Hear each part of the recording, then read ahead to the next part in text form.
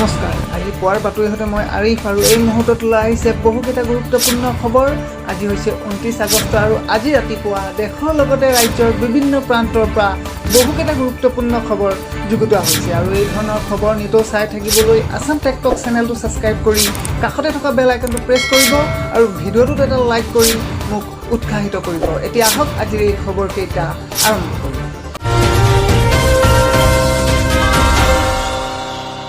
এই মুহূৰ্তৰ ৰাজ্যবাসীৰ বাবে এটা ব্ৰেকিং নিউজ ওলাই আহিছে। 31 আগষ্টত 24 ঘণ্টীয়া চকা বন্ধ কাৰ্যসূচী ঘোষণা। সদৌ অসম মটৰ শ্ৰমিক সন্থাই ঘোষণা কৰিছে এই চকা বন্ধৰ। ডিমা হাছাওৰ দৈয়াংমুখত হোৱা নাৰকীয় কাণ্ডৰ প্ৰতিবাদ। চালকসকলৰ নিৰাপত্তা সুৰক্ষিত কৰাৰ দাবী। নিহত 5 চালকৰ পৰিয়াললৈ 15 লাখ টকাৰ ক্ষতিপূৰণৰ দাবী। আহতসকলক 3 লাখ টকাৰ এককালীন সাহায্য প্ৰদানৰ দাবী। সদৌ অসম মটৰ শ্ৰমিক সন্থাই ঘোষণা কৰিছে এই চকা বন্ধৰ। ডিমা হাছাওৰ দৈয়াংমুখত হোৱা নাৰকীয় কাণ্ডৰ প্ৰতিবাদতে এই বন্ধ ঘোষণা কৰিছে সদৌ অসম মটৰ চালক সন্থাই। চালকসকলৰ নিৰাপত্তা সুৰক্ষিত কৰাৰো দাবী কৰিছে। 31 আগষ্টত 24 ঘণ্টীয়া চকা বন্ধ কাৰ্যসূচী ঘোষণা কৰিছে। সদৌ অসম মটৰ শ্ৰমিক সন্থাই ঘোষণা কৰিছে এই চকা বন্ধৰ। মই পুনৰবাৰ আপোনালোকক জনাই দিওঁ 31 আগষ্টত 24 ঘণ্টীয়া চকা বন্ধৰ কাৰ্যসূচী ঘোষণা কৰিছে সদৌ অসম মটৰ চালক সন্থাই। এতিয়া বাৰু আজি পৰৱৰ্তী গুৰুত্বপূৰ্ণ খবৰটোলৈ। এই মুহূৰ্তৰ ৰাজ্যবাসীৰ বাবে এটা ডাঙৰ খবৰ, এটা বিগ ব্ৰেকিং নিউজ ওলাই আহিছে। ৰাইজে ক'ভিডৰ নিয়ম নীতি মানি নচলিলে পুনৰ জাৰি কৰিবলগীয়া হ'ব পাৰে টোটেল লকডাউন। আৰু এই মন্তব্য কৰিছে ৰাজ্যৰ মুখ্যমন্ত্ৰী ডক্টৰ হিমন্ত বিশ্ব শৰ্মাই। ছেপ্টেম্বৰৰ পৰা শিথিল হ'ব ক'ভিড নীতি নিয়ম, খুলিব শিক্ষানুষ্ঠান। কিন্তু ৰাইজে ক'ভিডৰ নিয়ম নীতি মানি নচলিলে পুনৰ জাৰি কৰিবলগীয়া হ'ব পাৰে টোটেল লকডাউন। গুৰুত্বপূৰ্ণ মন্তব্য কৰিছে ডক্টৰ হিমন্ত বিশ্ব শৰ্মাই। এই মাহত এতিয়ালৈকে 60 লাখ লোকক আমি ভেকচিন প্ৰদান কৰিছোঁ। অহা মাহতো আৰু 50 লাখ লোকক ভেকচিন প্ৰদান কৰিব পাৰিম। আৰু মুখ্যমন্ত্ৰী ডক্টৰ হিমন্ত বিশ্ব শৰ্মাই সংবাদ মাধ্যমৰ আগত কি মন্তব্য আগবঢ়াইছিল শুনো আহক। ক'ভিডৰ আমি অসমত যোৱাকালি 500ৰ তলত আমি সংখ্যা দেখিবলৈ পাইছোঁ। সি এক আমাৰ আশাৰ বাতৰি।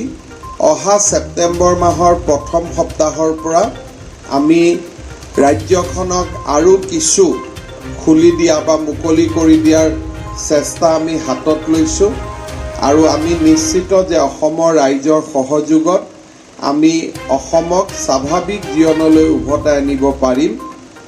মোৰ মাত্ৰ এটাই অনুৰোধ হ'ব যে আমি বিদ্যালয় খুলিম, মহাবিদ্যালয় খুলিম, বাছ খুলিম, কিন্তু আমি যদি ক'ভিডৰ নিয়ম নীতি মানি নচলোঁ তেনেহ'লে আমি পুনৰ টোটেল যিটো লকডাউন তালৈকে উভতি যাবলগীয়া পৰিৱেশ হ'ব।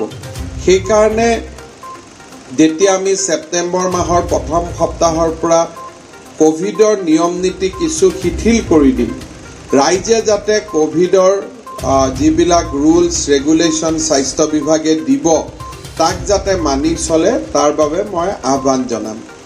মই 31 তাৰিখৰ দিনটোলৈকে ৰখি আছোঁ। এই মাহতে মই আশা কৰোঁ যে প্ৰায় 50 লাখতকৈ ওপৰত বা 50 লাখৰ ওচৰত এই মাহতে আমি ভেকচিন ৰাইজক দিব পাৰিছোঁ।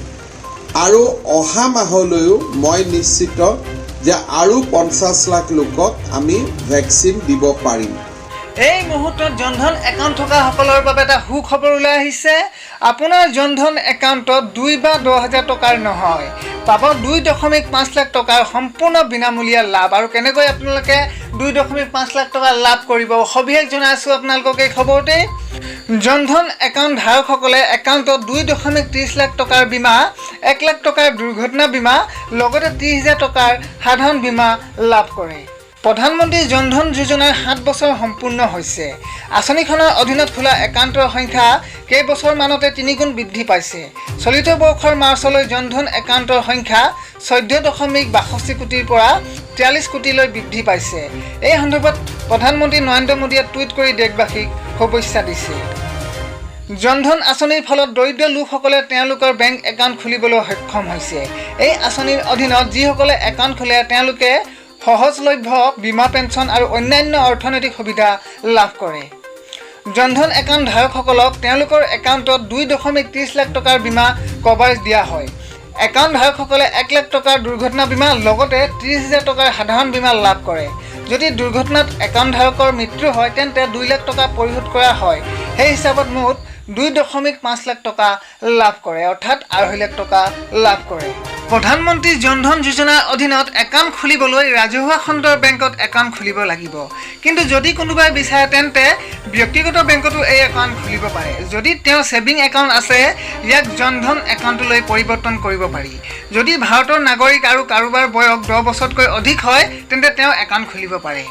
জনধন একাউণ্টৰ বাবে KYC ভেৰিফিকেশ্যন বাধ্যতামূলক। তাৰ পিছতে একাউণ্ট খোলা হয়। Aadhaar card, PAN card, driving licence, voter ID, passport, MG NREGA job কাৰ্ডৰ সৈতেও একাউণ্ট খুলিব পাৰি। ৰাষ্ট্ৰীয় বেংকৰ উপৰিও Yes Bank, HDFC Bank, ICICI Bank, Axis Bank, Federal Bank, Kotak Mahindra, IndusInd বেংকতো জনধন একাউণ্ট খুলিব পাৰিব। এতিয়া আগবাঢ়ো আজি পৰৱৰ্তী গুৰুত্বপূৰ্ণ খবৰলৈ। এই মুহূৰ্তৰ ৰাজ্যবাসীৰ বাবে এটা সুখবৰ, গোপালকসকলৰ বাবে এটা ভাল খবৰ ওলাই আহিছে। গৰু পোহক আৰু 5 লাখ টকা চৰকাৰৰ পৰা লাভ কৰক। গোপালকসকলৰ বাবে 5 লাখ টকালৈ পুৰস্কাৰ ঘোষণা ৰাজ্য চৰকাৰৰ। থলুৱা প্ৰজাতিৰ গো পালন কৰা শ্ৰেষ্ঠ দুগ্ধজাত সামগ্ৰী উৎপাদকলৈ 5 লাখ টকা ৰাজ্য চৰকাৰৰ। শ্ৰেষ্ঠ কৃত্ৰিম গৰ্ভধাৰণ টেকনিচিয়ানে লাভ কৰিব 3 লাখ টকা।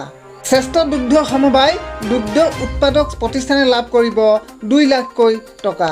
দুগ্ধজাত কৃষক উৎপাদক সংস্থাইও লাভ কৰিব 2 লাখকৈ টকা। চৰকাৰৰ গোপাল ৰত্ন বঁটা 2021 বাবে আবেদনৰ আহ্বান। আৰু গোপালকসকলে এই টকাসমূহ লাভ কৰিবলৈ চৰকাৰৰ গোপাল ৰত্ন বঁটা 2021 বাবে আবেদন কৰিব লাগিব। 15 ছেপ্টেম্বৰৰ ভিতৰত আবেদন কৰিব পাৰিব আগ্ৰহী ব্যক্তিয়ে। আৰু আপোনালোকে আবেদন পত্ৰ gopalratnaward.qcin.org লাভ কৰিব। দুগ্ধ উৎপাদক সংস্থা আৰু কৃত্ৰিম গৰ্ভধাৰণেৰে জড়িতসকলক অনুপ্ৰাণিত কৰাৰ লক্ষ্য। আৰু ইয়াক লৈ ৰাজ্য চৰকাৰে এটা বিজ্ঞাপনো জাৰি কৰিছে। আপোনালোকে ভিডিঅ' স্ক্ৰীনত দেখা পাইছে বিজ্ঞাপনটো।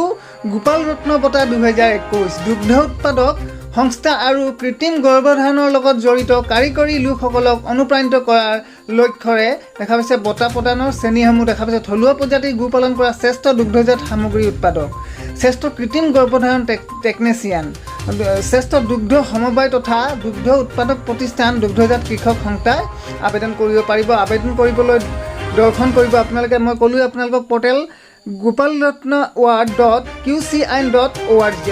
আপোনালোকে 15 ছেপ্টেম্বৰৰ ভিতৰত আপোনালোকে আবেদন কৰিব পাৰিব। এতিয়া আগবাঢ়ো আজি পৰৱৰ্তী গুৰুত্বপূৰ্ণ খবৰটোলৈ।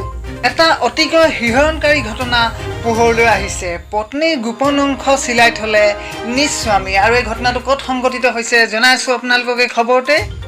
মধ্যপ্ৰদেশৰ চিৰাংমুলি জিলাত এটা আচৰিত ঘটনা সংঘটিত হৈছে। পত্নীৰ ৰহস্যজনক ব্যৱহাৰ দেখি স্বামীয়ে চিলাই কৰি দিলে পত্নীৰ গোপন অংগ। আৰক্ষী সূত্ৰ অনুসৰি 55 বছৰীয়া স্বামীয়ে পত্নীৰ সৈতে একেখন গাঁৱৰ এগৰাকী ব্যক্তিৰ অবৈধ সম্পৰ্ক আছে বুলি দীৰ্ঘদিনৰ পৰা সন্দেহ কৰি আহিছে, যাৰ বাবে তেওঁ এনে কাৰ্য সংঘটিত কৰিলে। ইয়াৰ পূৰ্বেও ব্যক্তিগৰাকীয়ে প্ৰায় নিজৰ পত্নীক সন্দেহবশত প্ৰায় মাৰধৰ কৰিছিল। অলপতে অভিযুক্ত ব্যক্তিজনে পুনৰ পত্নীক সন্দেহৰ বশৱৰ্তী হৈ মাৰধৰ কৰে আৰু অৱশেষত বেজীৰে পত্নীৰ গোপন অংশ চিলাই দিয়ে। মহিলাগৰাকী কোনোমতে ঘৰৰ পৰা পলাই আহে আৰু সমগ্ৰ ঘটনা সন্দৰ্ভত আৰক্ষী থানাত এটা গোচৰ দাখিল কৰে। অনিল শংকৰ নামৰ ভাৰপ্ৰাপ্ত আৰক্ষী বিষয়াগৰাকীয়ে এনেদৰে কয়। মহিলাগৰাকীৰ চিকিৎসা পৰীক্ষাত তেওঁৰ গোপন অংশত চিলাই কৰাটো নিশ্চিত হয় বুলিও আৰক্ষী বিষয়াগৰাকীয়ে উল্লেখ কৰে। বৰ্তমান অভিযুক্ত স্বামী পলাতক অৱস্থাত আছে। আৰক্ষীয়ে ঘটনা সন্দৰ্ভত ব্যক্তিগৰাকীৰ বিৰুদ্ধে এটা গাৰ্হস্থ্য হিংসাৰ গোচৰ ৰুজু কৰি সন্ধান অব্যাহত ৰাখিছে। এতিয়া আগবাঢ়ো আজি পৰৱৰ্তী গুৰুত্বপূৰ্ণ খবৰটোলৈ। এই মুহূৰ্তৰ ৰাজ্যবাসীৰ বাবে এটা ডাঙৰ খবৰ। অসমীয়াৰ ধন আৰু ধৰ্ম ৰক্ষাৰ বাবে কঠোৰ জনসংখ্যা নিয়ন্ত্ৰণ আইন প্ৰণয়নৰ প্ৰয়োজন। আৰু এই মন্তব্য কৰিছে গিৰিৰাজ সিঙে। জনসংখ্যা বিস্ফোৰণ ৰোধ কৰাৰ বাবে 2013 চনৰ পৰা সমগ্ৰ দেশতে সজাগতা অভিযান চলাই থকা জনসংখ্যা সমাধান ফাউণ্ডেশ্যনৰ ৰাষ্ট্ৰীয় সংৰক্ষক তথা ভাৰত চৰকাৰৰ মন্ত্ৰী গিৰিৰাজ সিঙে শনিবাৰে ফাউণ্ডেশ্যনৰ উত্তৰ পূব ভাৰত ক্ষেত্ৰ আৰু অসম প্ৰান্তৰ অধিকাৰীৰ লগত গুৱাহাটীৰ ৰেডিছন ব্লু হোটেলত এক বিশেষ বৈঠকত মিলিত হয়। পূৰ্ব উত্তৰ ক্ষেত্ৰৰ অধ্যক্ষ শৈলেন্দ্ৰ পাণ্ডে, সংগঠন মন্ত্ৰী ডক্টৰ শুভজিৎ চৌধুৰী, মিডিয়া প্ৰমুখ মনজিৎ সিং, অসম প্ৰান্তৰ অধ্যক্ষ শিৱপ্ৰসাদ শৰ্মা আৰু সংযোজক ডক্টৰ জ্ঞানেন্দ্ৰ বৰ্মনৰ উপস্থিতিত হোৱা এক আলোচনাৰ জৰিয়তে জনসংখ্যা বিস্ফোৰণ ৰোধ কৰাৰ বাবে জনসংখ্যা সমাধান ফাউণ্ডেশ্যনে অসম তথা উত্তৰ পূব ভাৰতত চলাই থকা অভিযানৰ সবিশেষ বুজ লয়। বলিষ্ঠ ৰাষ্ট্ৰবাদী নেতা তথা ভাৰত চৰকাৰৰ পঞ্চায়ত আৰু গ্ৰাম উন্নয়নৰ মন্ত্ৰী গিৰিৰাজ সিঙে জনসংখ্যা সমাধান ফাউণ্ডেশ্যনৰ কাৰ্যকৰ্তাসকলক দেশৰ সুৰক্ষা আৰু উন্নয়নৰ স্বাৰ্থত জনসংখ্যা বিস্ফোৰণ ৰোধ কৰাৰ বাবে সজাগতা অভিযান চলাই এখন কঠোৰ জনসংখ্যা নিয়ন্ত্ৰণ আইন প্ৰণয়নৰ সপক্ষে সমাজৰ সকলো স্তৰৰ লোকৰে মাজত এক বিশেষ সংহতি স্থাপন কৰিবলৈ আহ্বান জনায়। ভাৰত চৰকাৰৰ মন্ত্ৰীগৰাকীয়ে অসম আৰু অসমীয়াৰ ধন আৰু ধৰ্ম সুৰক্ষাৰ বাবেই এখন কঠোৰ জনসংখ্যা নিয়ন্ত্ৰণ আইন শীঘ্ৰে প্ৰণয়ন কৰা প্ৰয়োজন বুলিও মত পোষণ কৰে। ধন মানে মাটি ভেটি আৰু ধৰ্ম মানে কৃষ্টি সংস্কৃতি, পূজা আৰু নাৰী শক্তিৰ সুৰক্ষা বুলি উল্লেখ কৰি ভাৰত চৰকাৰৰ মন্ত্ৰী তথা জনসংখ্যা সমাধান ফাউণ্ডেশ্যনৰ ৰাষ্ট্ৰীয় সংৰক্ষক গিৰিৰাজ সিঙে অসম চৰকাৰৰ মুখ্যমন্ত্ৰী ডক্টৰ হিমন্ত বিশ্ব শৰ্মাই জনসংখ্যা বিস্ফোৰণ ৰোধ কৰাৰ বাবে গ্ৰহণ কৰা শক্তিশালী মনোভাৱক আদৰণীয় পদক্ষেপ বুলি কোৱাৰ লগতে অসম তথা ভাৰতবৰ্ষৰ সুৰক্ষাৰ বাবে সমগ্ৰ দেশজুৰি এক কঠোৰ জনসংখ্যা নিয়ন্ত্ৰণ আইন প্ৰণয়ন কৰাৰ বিষয়ে এক শক্তিশালী আৰু মাৰ্গদৰ্শককাৰীৰ বাৰ্তা প্ৰেৰণ কৰে। মন্ত্ৰী গিৰিৰাজ সিঙে পূৰ্বেতো জনসংখ্যা সমাধান ফাউণ্ডেশ্যনৰ বিভিন্ন কাৰ্যক্ৰমত অসমৰ জনসংখ্যা বিস্ফোৰণক লৈ চিন্তা প্ৰকট কৰি আহিছে। মন্ত্ৰীগৰাকীৰ কেইবাদিনীয়া উত্তৰ পূব ভাৰত ভ্ৰমণ কাৰ্যসূচীত জনসংখ্যা সমাধান ফাউণ্ডেশ্যনৰ লগতো আলোচনা সভা আয়োজন কৰাৰ বাবে জনসংখ্যা সমাধান ফাউণ্ডেশ্যনে মন্ত্ৰী গিৰিৰাজ সিঙক ধন্যবাদ জ্ঞাপন কৰে।